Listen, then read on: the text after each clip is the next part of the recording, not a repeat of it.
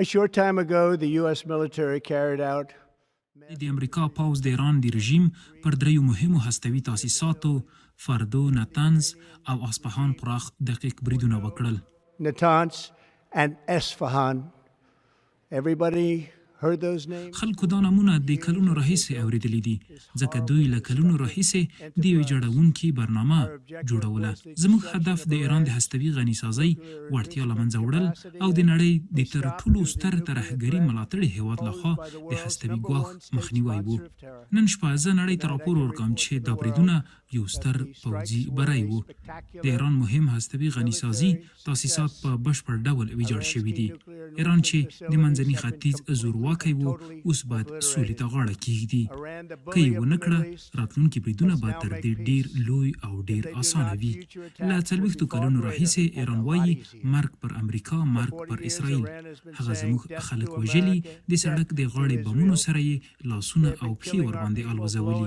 دا د دوی تخصص و. موږ له زرو څخه ډیر کسان له لاسه ورکړي او په منځني ختیځ او نړۍ کې سلګونه زره کسان د دوی د کرکې له امله وژل شوي دي. په ځانګړې توګه ډیر کسان د دوی د جنرال قاسم سلیماني له لاسه وژل شوي دي. ما له ډیر پخوا پرېکړه کړې وه چې دا حالت به نه پرېږدم چې دوام ومومي او دا به نور نه کیږي. زه غواړم د اسرائیلو صدر اعظم بنیامین نتنیاهو ته مننه او مبارکي ووایم. موږ د یو ټیم په څیر کار وکړ، ښایي داسې ټیم چې تاریخ کې ساری نه وي لیدل شوی.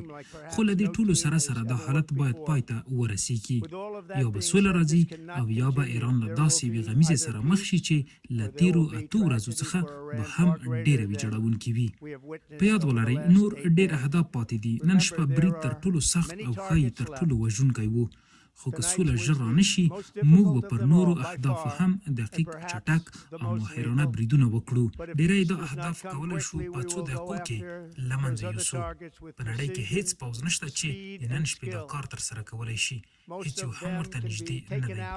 تاریخ کې داسې پوځ نه و چې دا ډول عملیات یې ترسره کړي وای لکه څنګه چې نن وشول. سبا سهار 8 بجې جنرال کین او د دفاع وزیر بريد په پینټاګون کې مطبوعاتي کنفرانس ولري. زه له ټولو مننه کوم. زه له خپل پوځ سره مینه لرم. ستاسو څخه ډیره مننه. God bless the Middle East, God bless Israel, and God bless America. Thank you very much.